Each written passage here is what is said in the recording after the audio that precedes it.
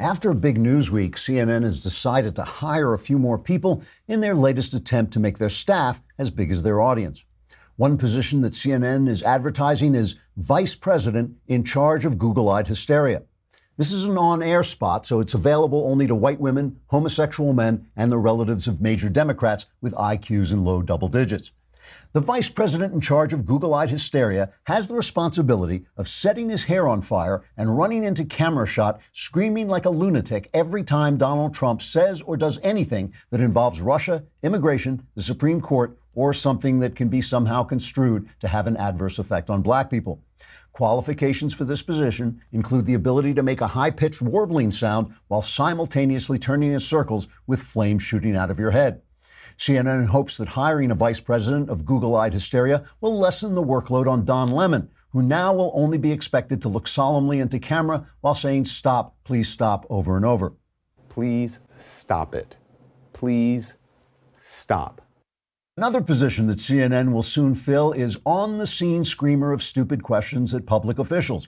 Since White House correspondent Jim, look at me, I'm Jim Acosta, cannot physically be in two places at the same time, in fact, he can't mentally be in even one place at the same time, the new on-the-scene screamer of stupid questions at public officials will be tasked with drawing attention to himself for no apparent reason at locations which Acosta either can't reach or which he has reached and is now just standing there staring into space wondering why no one gives a damn.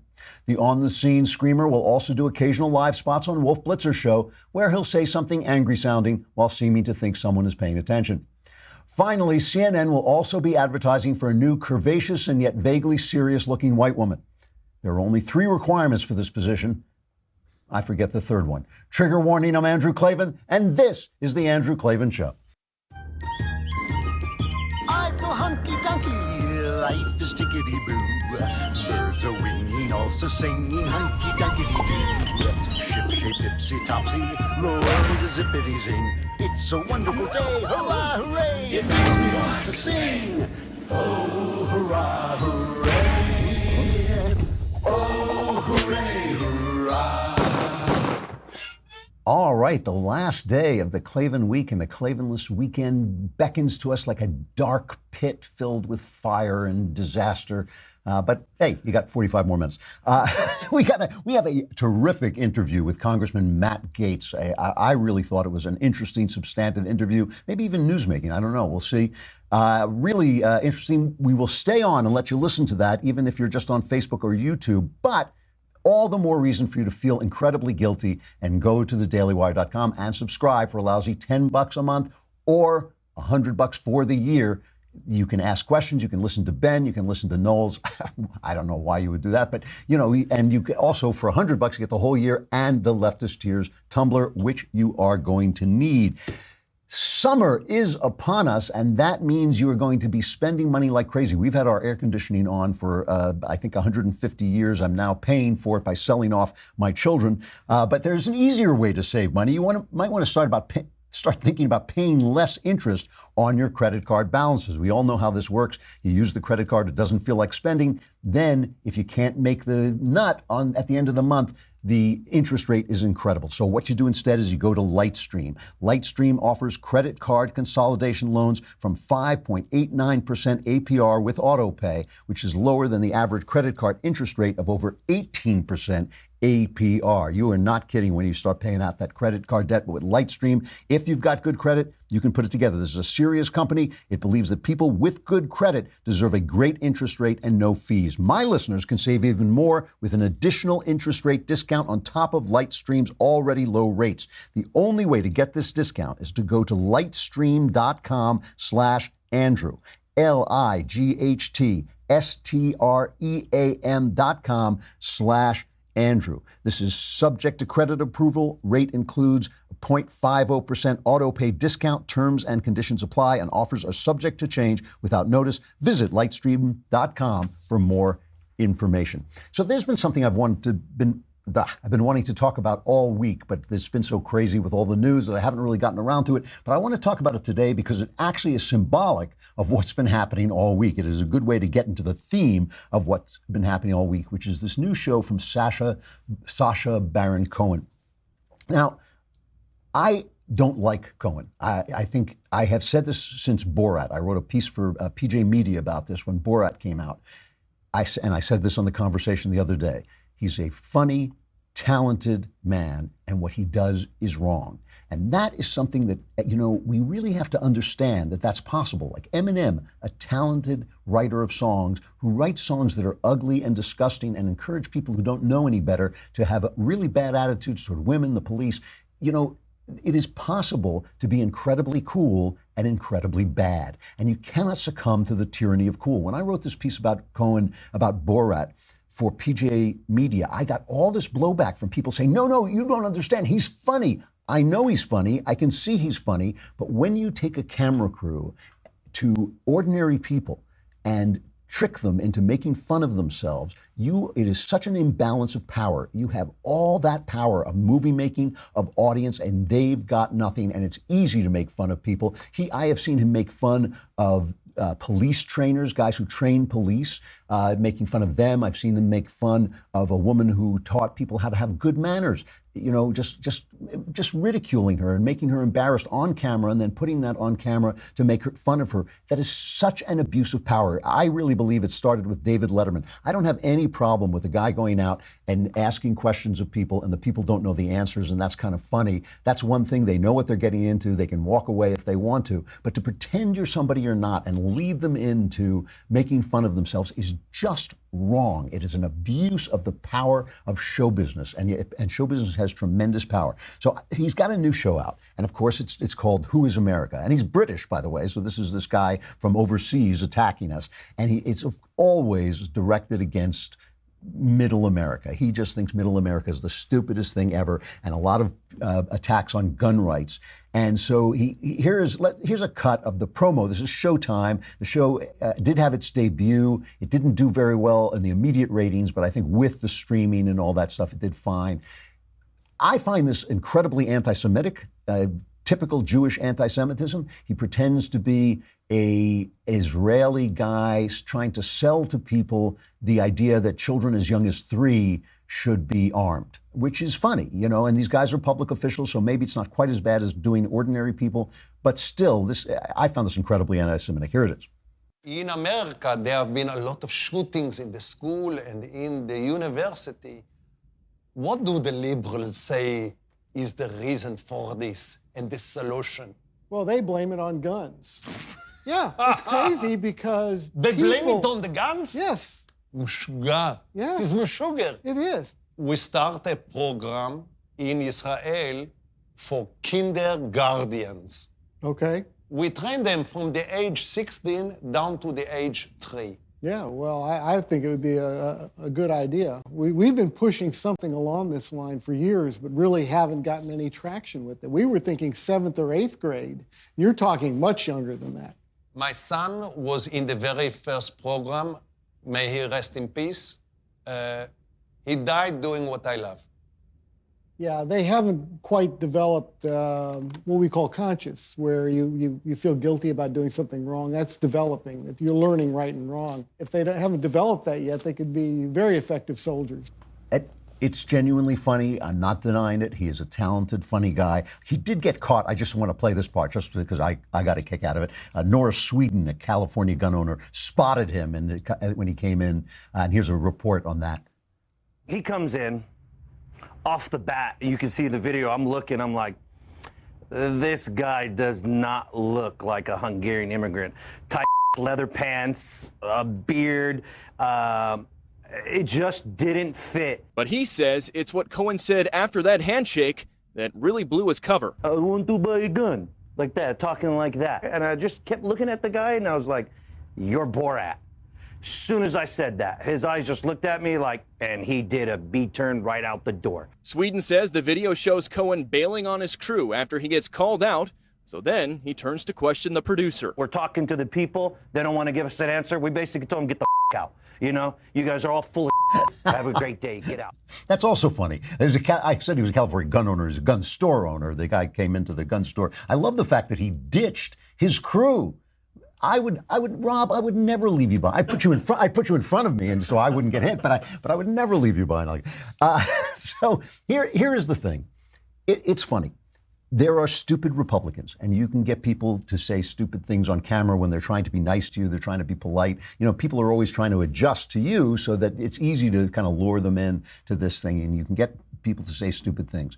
But you don't have to fool the Democrats to say stupid things. See, this is the difference between the Republicans and the Democrats. You can find stupid Republicans. A lot of times you find them online on the comment section and stuff like that.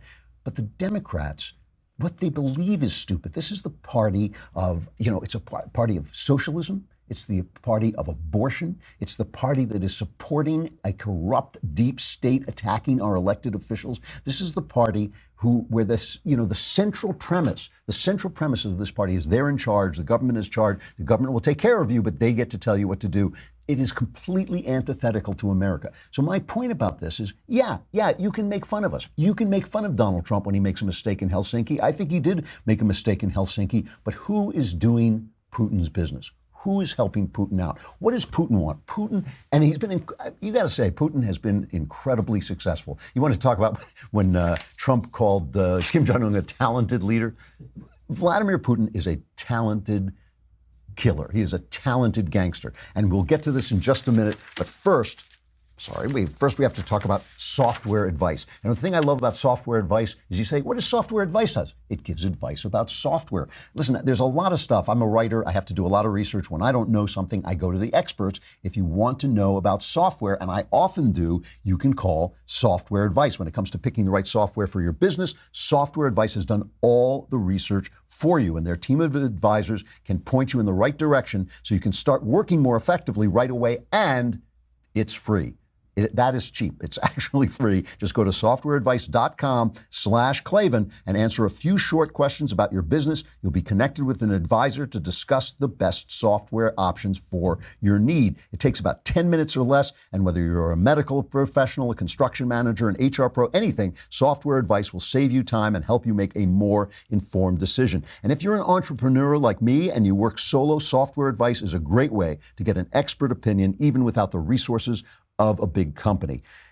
Softwareadvice.com/Klavan will get you started to end the software struggle today. Softwareadvice.com/Klavan to connect with an advisor for free. Softwareadvice.com. And the first question you want to ask him is, how do you spell Klavan? It's Klavan. There are no E's in Klavan. I just make it look that way.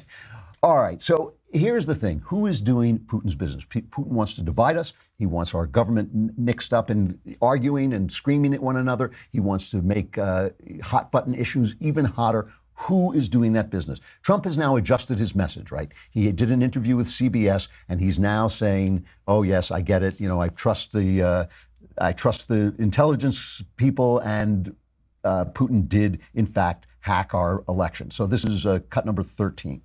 You say you agree with U.S. intelligence that Russia meddled in the election in 2016. Yeah, and I've said that before, Jeff. I have said that numerous times before.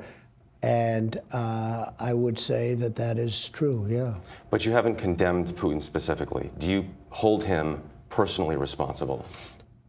Well, I would, because he's in charge of the country, just like I consider myself to be responsible for things that happen in this country. So certainly, as the leader of a country, you would have to hold him responsible, yes. What'd you say to him?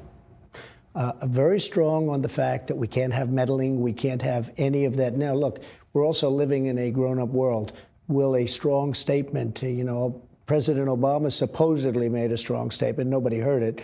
What they did hear is the statement he made to Putin's very close friend, and that statement was not acceptable. Didn't get very much play, relatively speaking, but that statement was not acceptable. But I let him know we can't have this, we're not going to have it, and that's the way it's going to be. So did he say that with Putin? I have no idea whether he actually said that with Putin, but at least he's got the message right now, okay? So who is doing Putin's business? Is it Donald Trump for making the same mistake that Obama made? And he referenced that thing with Dmitry Medvedev where Obama said, oh, yeah, I'll have more flexibility after the election. We can take out the missiles. We won't have to put missiles into Europe, which he actually didn't do. He actually followed up on that and came through. That was considered a kind of momentary gaffe, a little bit of a blip in Obama's brilliance. Trump essentially makes a momentary gaffe, and it's Armageddon. What serves Putin more? Us deciding that every time Trump opens his mouth, it's Armageddon, or Trump saying this. Now, Trump goes on in this interview to point out that his accusation that the deep state has been corrupted, the Department of Justice and our intelligence services have been corrupted by Barack Obama and just deep state arrogance to come after him. It is a fair point, and he is still making it in this CBS interview. That's the next cut. Do you think any intelligence agencies, U.S. intelligence agencies, are out to get you? Well, certainly in the past, it's been terrible. You look at Brennan, you look at Clapper, you look at Hayden, you look at Comey, you look at McCabe, you look at Strzok and his lover, Lisa Page. You look at other people in the FBI that have been fired, that are no longer there. Certainly, I can't have any confidence in the past, but I can have a lot of confidence in the present and the future, because it's getting to be now where we're putting our people in. But in the past, no, I have no confidence in a guy like Brennan. I think he's a total lowlife. I have no confidence in Clapper. You know, Clapper wrote me a beautiful letter when I first went to office, and it was really nice. And then all of a sudden, he's gone haywire because they got to him and they probably got him to say things that maybe he doesn't even mean. Well, he's talking about John Brennan, the former communist and CIA director and current pompous gas bag, who tweeted out that Donald Trump's press conference performance in Helsinki rises and exceeds the threshold of high crimes and misdemeanors. It was nothing short of treasonous, which helps Putin more. You know, Trump making a gaffe at Helsinki, or tweeting that the president is committing treason. Which makes Putin laugh? You think about it for a minute. Who is serving Putin more? Certainly Clapper, when Clapper falsely claimed that there was no evidence that NSA was spying on us, when he leaked the anti-Trump dossier to Jake Tapper and then convinced, what did he do? He sent Comey in to talk to Trump and then leaked that to CNN. What is causing more division? What is causing more division? Here is Rand Paul, who is he's no Trump slave by any stretch of the imagination. Here's Rand Paul talking about John Brennan. You know, John Brennan started out his adulthood by voting for the Communist Party presidential candidate. He's now ending his career by showing himself to be the most biased, bigoted, over-the-top, hyperbolic, sort of unhinged director of the CIA we've ever had. And really, it's an insult to everything about our government to have a former head of the CIA calling the president treasonous just because he doesn't like him. But realize that Brennan, you know, I filibustered Brennan. I tried to keep Brennan from ever being the leader of the CIA. But realize that Brennan and Clapper are known for wanting to expand the authority of the intelligence agencies to grab up everyone's information, including Americans. And so I don't have a lot of respect for these people. Even before they decided to go on hating the president, I disliked these people because they wanted to grab up so much power and use it against the American people.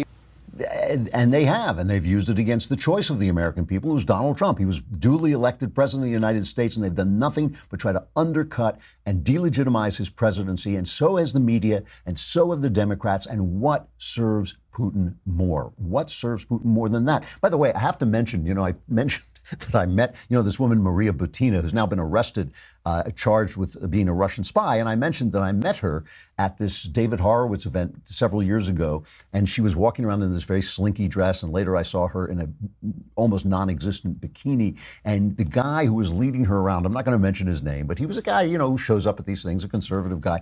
And I'm such a naive, or let's put it this way, my mind is so much in the gutter that all I was thinking about is that she was trying to pick up a rich American husband. It never occurred to me that she might be a spy. And of course, I have no secrets to share except how to write a really effective action scene. I thought I'd have turned that secret over to her in a minute. But what was really funny was she's charged that the guy who was with her, when I saw the guy who was with her, I thought, man, he thinks she's going to sleep with him. That's why he's doing this. And sure enough, they now charge that they were living together, which I think just makes me feel a little bit better about myself. At least I wasn't a complete naive. Anyway, all of this stuff, the Democratic Party, what does it represent? Who is in it? It's Keith Ellison. It's yesterday, they have that Ocasio-Cortez came out with this stupid thing. Every word out of her mouth is like stupider than the last word that came out. If she stops talking, she would just get smarter, but every word she says is dumber than last. So she wants to abolish ICE. And the Democrats will now jump on anything, any stupid idea that somebody who has some popularity has. So they say, yeah, abolish ICE. We got to abolish ICE. So in the House, the Republicans said, okay, let's put your money where your mouth is. They put a non-binding resolution to support ICE, to support the law enforcement work of ICE. And I think 133 Democrats voted present. Unbelievable, unbelievable. These guys, and then they were saying, well, that's not fair. You're making us vote. You're making us put our money where our mouth is. We just wanted to scream without going on record. And they scream, but there's still children being separated at the border. These are the people who hate the police. They hate ICE. They hate our borders. Keith Ellison, one of them, their congressman, he is saying that borders themselves it's just not fair that we have borders. This is cut number 11. They allow capital to travel over borders, and all capital is people who happen to own something we call a corporation, which is a legal arrangement which gives them special rights, and labor, which is a regular person, cannot travel back and forth across the border. And so corporations, certain people who get certain rights, can go back and forth across the border seeking out the lowest wages, but people, regular people, cannot go back and forth across the border seeking out the highest wages. So what it creates is an imbalance. It creates an injustice. Why is that nonsense? Because American corporations can go out across the border. American workers can go somewhere else for better pay. American workers can go to another country for better pay. What we're saying is you can't come here and become an America. In San Francisco, they began registering non-citizens, including illegal immigrants, to register to vote in the November election for the city school board after passage of a 2016 ballot measure by San Francisco. This is a beautiful city now covered in homeless crap, and the crap from homeless people.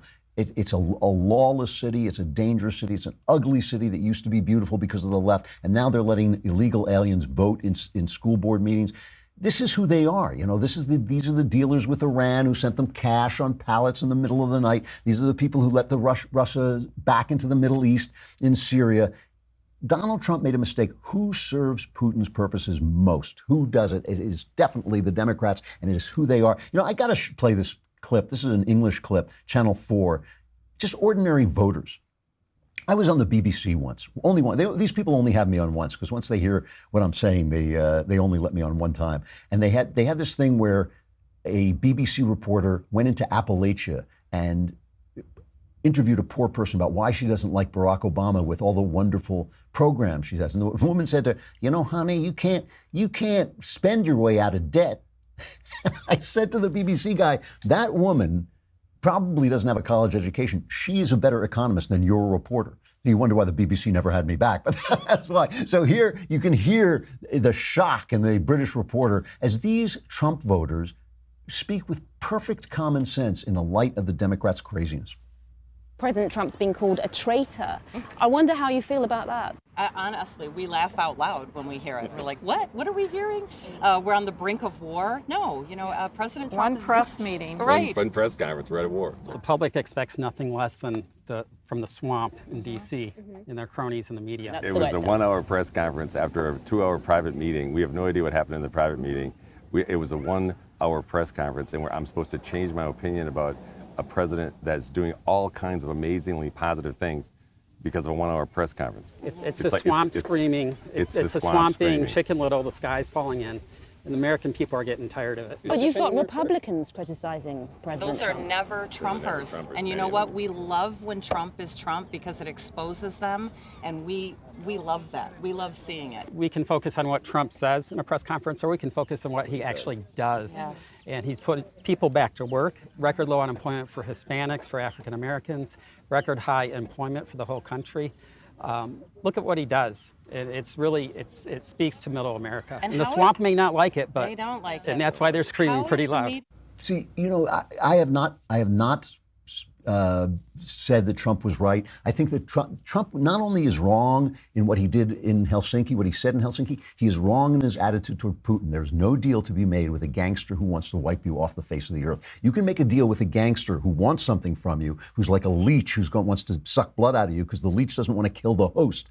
But If the gangster just wants to wipe you out, which is what Putin wants, he wants to be czar of Russia, and he wants Russia to crush the competition, which is us. I don't think there's a deal to be made there, and I think Trump is wrong. I think he is in the wrong in his approach to Putin. He's not wrong in his approach to Russia. He's been very tough on Russia in terms of his deeds, but he's wrong in his approach to Putin. But how can we even begin to discuss the right and wrong of what Trump is doing in a calm, rational manner if the opposition party is the party of socialism, the party of abortion, the party of madness, screaming at everything he says? You know, the thing is, I did like the part in that where they said we like Donald Trump being Donald Trump. I'm reminded always of a wonderful old Errol Flynn movie called The Adventures of Don Juan. And you remember Don Juan obviously was the great lover. And at the end of the movie, in one of those great moments in the 40s, 50s movies where the guy stepped essentially out of the screen, Errol Flynn turns to Alan Hale, I believe it is, and he says, there's a little bit of Don Juan in every man. And since I am Don Juan, there must be more of it in me. And that's what I think about Donald Trump when I see him. You know, there's a little bit of Donald Trump in every man. And since he is Donald Trump, there's going to be more of it of him for good and ill. But all I'm saying is the Democrats serve Putin's purposes more by keeping this hysteria going over Russian collusion, which I do not believe existed, and just keeping the hysteria level and the anti-Trump level at such a high pitch.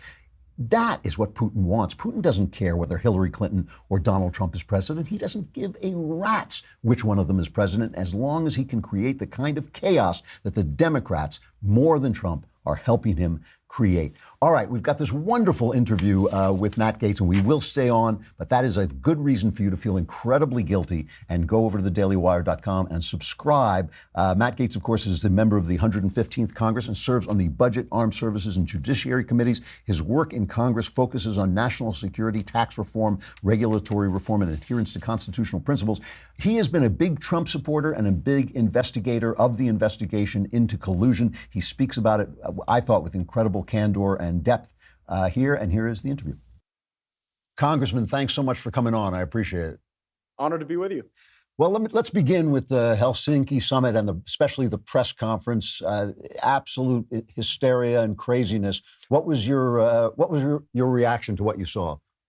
Well, I wish there would have been more focus on the positive interactions in the areas of non-proliferation and anti-terrorism. I think that the United States and Russia have a variety of common interests there. There is no mechanism by which we can sufficiently leverage North Korea and Iran in the absence of some semblance of cooperation with Russia.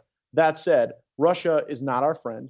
Russia is a competitor. They engage in a malign influence campaign all over the world where they disrupt elections. And I think that the president likely was better in the private context than in the public context on some of those questions. I think that we've got to maintain better resiliency in our country. I think at the state and local level, a lot of work is being done to ensure that we are more resilient with our election systems. And I think we can anticipate further foreign attempts at influence going forward in 2018 and 2020 and beyond. Now, you're a very firm Trump supporter. Are you confident that he understands who Vladimir Putin is? I mean, the guy is pretty much a gangster, right? So, yeah, no, I mean, look, the seminal moment in Putin's life is when he's a KGB agent, and he, in East Germany, the Berlin Wall falls, Germans surround where he is, and he's afraid they're all going to kill him. And so he walks out and says that there are 100 KGB agents inside with guns pointed at everyone. And if they wanted to escape with their lives, they needed to go home. And so that kind of frames Putin's fear of any sort of popular uprising and the brutal efforts he's willing to take, including killing journalists and killing political opponents in order to maintain power. I think the president understands that. I think the president was far more focused on some of the objectively measurable outcomes that we could get from broader cooperation on the proliferation space and in the anti-terrorism space. Now, people are hammering the president over the fact that he disrespected our intelligence community over this Russian investigation. And there are two investigations. There's the Russian hacking investigation, and then there's this investigation into whether anybody in the Trump campaign colluded with this. And they seem to get kind of smushed together, both in the media's mind and sometimes in the president's mind. Were you upset at all at Mueller delivering these indictments, these new indictments, just before Helsinki? Did that bother you at all? I mean, I think that the timing was obvious to essentially troll the Strzok hearing that we were having in the Congress and also the president's visit. But it wasn't, Frank, the timing wasn't my biggest concern about these indictments. There's a reason why we don't do counterintelligence in Article 3 U.S. courts. I'm far more concerned that one of these Russians will show up in the United States and stand on U.S. soil and say, I'm here to obtain the full complement of America's constitutional rights. I want to engage in discovery. I want to take depositions, and I want a full trial on these questions. I think that could be more detrimental to our intelligence apparatus than than Bob Mueller may suspect. So, you know what we ought to do? Interfere with our elections and engage in this type of activity. We ought to retaliate with force. We should not invite them into an Article 3 court for an airing of grievances. I think it's far too deferential to the Russians to give them constitutional rights in U.S. courts. So let's talk about this Strzok hearing. It was certainly a lot of fireworks and hilarious fun. I mean, I had a good time watching it. Did you learn anything from this? Did we learn anything from talking to Peter Strzok? Definitely. This was the first time that anyone associated with the FBI publicly admitted that the dossier was introduced into the intelligence bloodstream through Bruce Orr, who is the spouse of Nellie Orr, who was hired to work for Fusion GPS on the dossier. That had been in the Nunes memo. The FBI had issued broad statements that not everything in the Nunes memo was accurate. And this was the first confession that was the case. So that's kind of at the outset of the investigation, or what I would call the first rotten bookend. I think on the back end, the new revelation we learned is that when Robert Mueller brought Peter Strzok in and dismissed him from the special counsel's probe, he did not ask a single question about a single text message, right? Like, he didn't say, well, when you said we'll stop him, what did you mean by that? What were you willing to do to stop him? And I'm a lawyer, and perhaps one of the things that Bob Mueller was doing as an attorney was not asking a question he didn't want the answer to. But it's really troubling to me that, like, when Mueller gets rid of Strzok, he has absolutely no curiosity as to the extent to which Strzok's bias influenced investigative decisions up to that point. Now, so those are two new facts. And in terms of Strzok's lover, Lisa Page, we're getting word that in a closed session, she was a little bit more, she cooperated a little bit more. Were you in on that session? Yeah, Lisa Page was definitely more forthcoming than Peter Strzok. Now, she also maintained that her bias didn't impact any of her decisions. Bias affects the subconscious, I should say. Bias can affect you without you knowing it. That's the reason why we don't let biased people sit on juries or serve as judges over cases or serve as prosecutors. And so Strzok and Page say, we held these views, but that didn't impact our investigation. So in that sense, she was the same as Strzok. But there was one particular text message that Strzok wouldn't give answers regarding that she did. It was the text message contemporaneous with James Comey's firing. And Strzok says, we've got to open up that case we've been waiting on while Andrew McCabe is the acting director. And Page agrees that they've got to go ahead and do that. Strzok would not answer what that matter was about. Previously, Rosenstein had indicated behind closed doors to some of my colleagues that had nothing to do with the Russia investigation. That was some ancillary matter. And we got information from Lisa Page that was inconsistent with what Rosenstein had said and far more illuminating than what Strzok had offered. You know, one of the things that always bothers me about bias, especially in the media, but this is a good example as well, is not that individual reporters or editors are biased, is that they're surrounded by people who only agree with them. So there's nobody there to say, oh, you're being a little biased. Let's find a different way to say that. Do you have any faith in the Mueller investigation at all? I don't, because you're right. It's become an echo chamber for the Never Trump movement. I mean, when it's hard to understand why Robert Mueller would hire as one of the attorneys on his team someone who defended the Clinton Foundation. Right. It's hard to understand why he would hire the very person who defended the individual who ran BleachBit over the Hillary Clinton email servers. It's hard to understand why he hired Weissman when Weissman had such an active role, literally attending Hillary Clinton's watch night party. So when you look at the staffing decisions, it's really hard to have confidence. Now, when it comes to the facts that are laid out in the indictments, I agree with those facts not based on the fact that Robert Mueller presented them, but based on the fact that it's consistent with what intelligence officials have said to me all over the world. As a member of Congress, we travel a good amount. And when I go to a country, I typically meet with the CIA station chief. And I have heard a number of stories that I believe to be accurate about how Russia tries to influence and undermine democracies as institutions all over the world, and that's entirely consistent with the facts laid out in these indictments. But Mueller was appointed not to investigate the collusion aspect of this, wasn't he? That was where he was supposed to go. Not one of his indictments has touched on that. Correct. And one of the things that concerns me is that there don't really seem to be four corners to what we've asked Robert Mueller to do. Rosenstein provides his initial direction to Mueller and gives that to the Congress. But then there were subsequent memoranda to Mueller expanding his authority that was not shared with the Congress. And that really ripens this question, right? Like either at the end of the day, it's either elected people that make the final decisions or it's unelected people that make the final decisions. In most cases, in the executive branch, the elected person is the president, and that's who's ultimately responsible in their conduct, and they're held accountable by the voters. But here, since the president is a subject of the investigation, you have these bureaucrats who believe that they are accountable to no one. And whether you're a Republican, a Democrat, someone who believes in civil liberties like I do, that should concern all of us, that unelected people would have unchecked power to maintain an investigation regarding anything they'd like for as long as they'd like. I think that's troubling.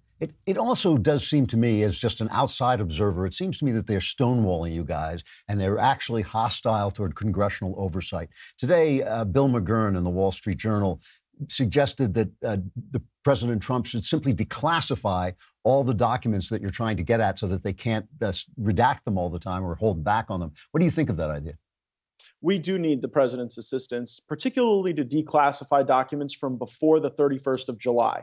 So the Department of Justice has maintained to congressional oversight members that this investigation began on the 31st of July. But when I asked Rosenstein before our committee what investigative activity took place before that time, he said he would not answer the question. Well, if there was no investigative activity, it would just be easy to say there wasn't anything that occurred before the 31st of July. And so there are inconsistencies in the responses we're getting from DOJ, and particularly in those areas where they've said things that cannot be both accurate. The president needs to give us access to those foundational documents to understand those questions. Because what I think happened is that I think that there were people that were paid to go and collect intelligence on the Trump campaign before the Papadopoulos discussion in London. And if we got those documents, we would be able to prove whether that was the case or not. What, paid by whom? By the United States government. I mean, I believe that we're going to see six-figure payments to people who were then asked to go and run and collect intelligence on the Trump campaign. You believe that the United States government was paying people to collect counterintelligence on the Trump campaign before there was any information from Papadopoulos or the Australians or anything?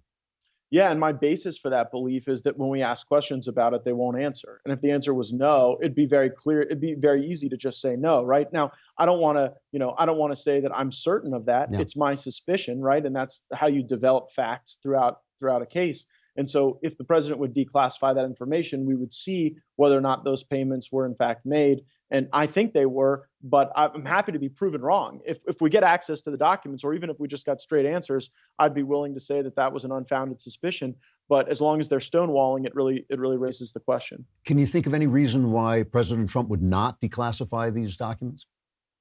I think the president really wants to have a hands-off approach to this. I think he does understand that his excessive entanglement with the process functions would be really, would be a downward pull on his presidency. And so I think he's trying not to do that. It's a very awkward dynamic, right? Where he is the subject of the investigation, but at the same time, he's the only elected person in the executive branch. I have to ask, if you think that the government was paying people to investigate what was essentially the opposing party at that point, do you think that this goes up to the White House? Do you think Obama was involved in those decisions?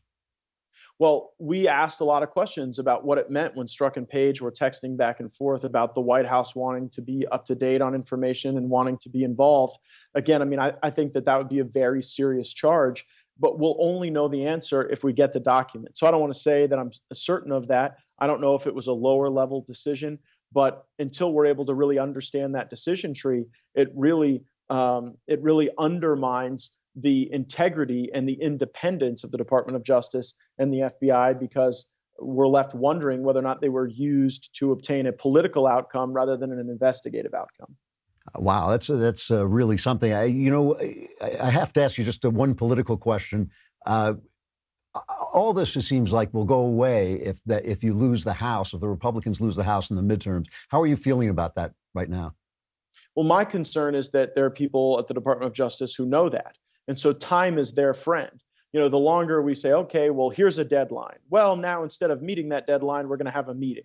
And then we're going to have an extension. And then we're going to have redacted documents. And then we're going to fight over those redactions. And then we're going to set a new meeting and then a new deadline and have more meetings. That seems to be the Groundhog Day cycle that we're in currently. And if the Democrats take over, my suspicion is that Mueller will very soon thereafter issue a report to Congress that the Democrats will use as a basis for impeachment. That's why the midterms are so important. I do believe that if the Democrats take over, Adam Schiff will be elected their speaker, and that the most fundamental question they'll have to manage is the impeachment question, and it will be bad for the country.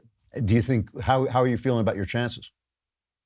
Well, November is a long way away. I feel great about the economy, and I think that at the end of the day, regular folks just want to know whether or not they have a reason to be more optimistic about their future. I think that's what every election's about. If people feel like their hopes and dreams are more in their grasp as a consequence of what's going on in the country, I think they're likely to keep the current party in power. If people feel like their dreams are diminished, that they don't have opportunity, they can't get that raise, that new job, their business can't grow, then I think they vote for a different group to come in and run the place. Right now, I think, all the data we see is that Americans are more optimistic about their economic circumstances than at any point, certainly since the early 2000s. Yeah, no question about it.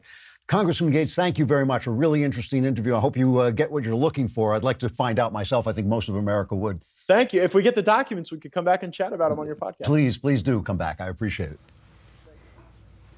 All right. Really interesting interview. It's really funny. Whenever there's a Republican who's doing a good job, the minute he's either stupid or evil. So they were saying this is a big meme on the left that Gaetz is stupid. And I was sitting there talking to him and I thought, yeah, you can say something about him, but you can't say he's stupid. All right. Stuff I like. Oh, it's Andrew claiming stuff I like. Yeah. That obviously was somebody who works here or used to work here or works here for the next, I'd say 20 seconds, as long as it takes me to get down the hall. That was Alex Zingaro. All right, the Sinner.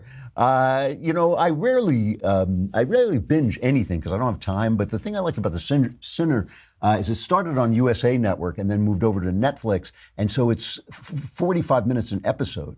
And I found myself binging it, and I actually watched. I'm embarrassed to say this, but one day when my wife went to bed early, I think I watched 4 episodes, and it's only like 8 episodes. It's a really entertaining crime drama. It's based on a novel by Petra Hamasfar. It's been a little bit. It's dark. I got to tell you, it's a dark story. It's apparently less dark than the novel, which I haven't read. The novel takes place in Germany. This takes place in upstate New York. Jessica Biel does an excellent job. She was the executive producer on it, and she's been trying to get these pretty girls as they get older. They have to work very hard to get good parts. She's still very beautiful. She turns in a terrific performance. And the story is an ordinary wife and mom one day picks up a knife and just kills a guy, slaughters a guy at the beach, and in plain sight in front of everybody. And the question is not who did it, it's why she did it. Here's the trailer. I'm guessing that this isn't where you thought you'd be when you woke up this morning, is it? I'm sorry.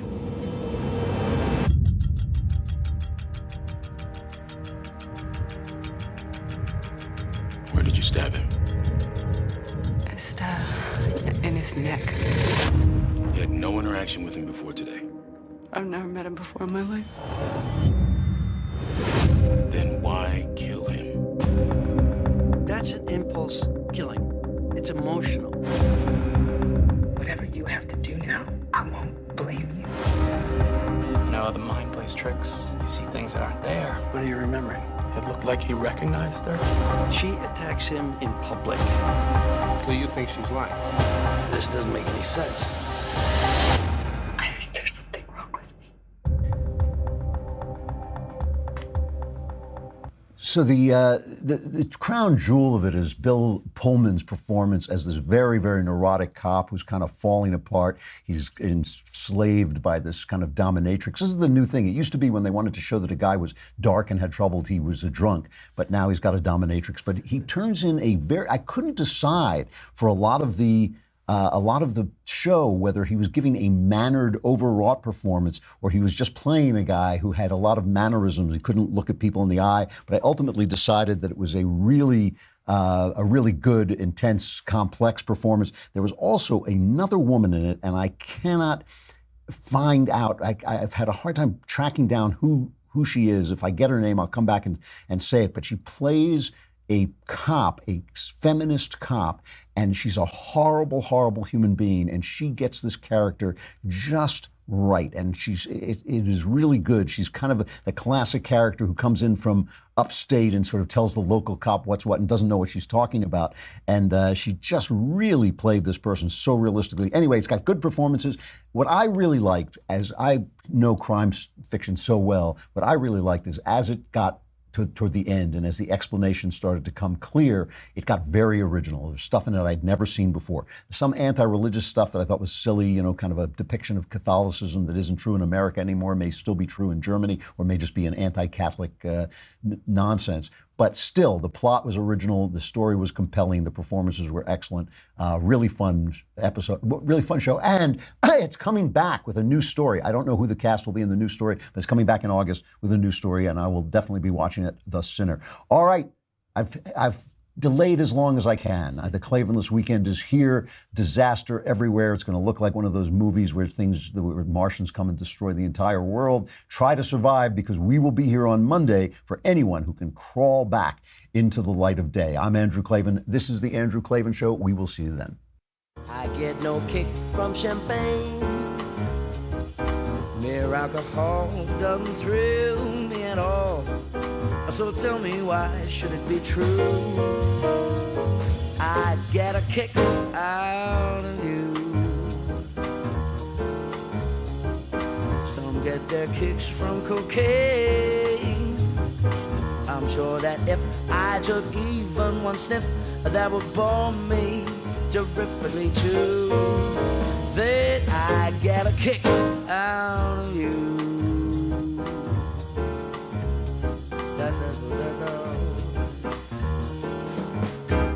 I get a kick every time I see you standing there before me.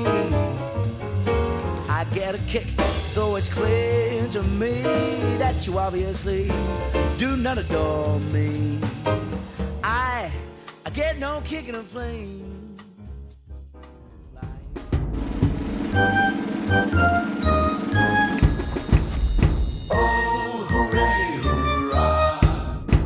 The Andrew Klavan Show is produced by Robert Sterling. Executive producer, Jeremy Boring. Senior producer, Jonathan Hay. Our supervising producer is Mathis Glover. And our technical producer is Austin Stevens. Edited by Emily Jai. Audio is mixed by Mike Cormina. Hair and makeup is by Jesua Alvera. The Andrew Klavan Show is a Daily Wire Forward Publishing production. Copyright Forward Publishing 2018.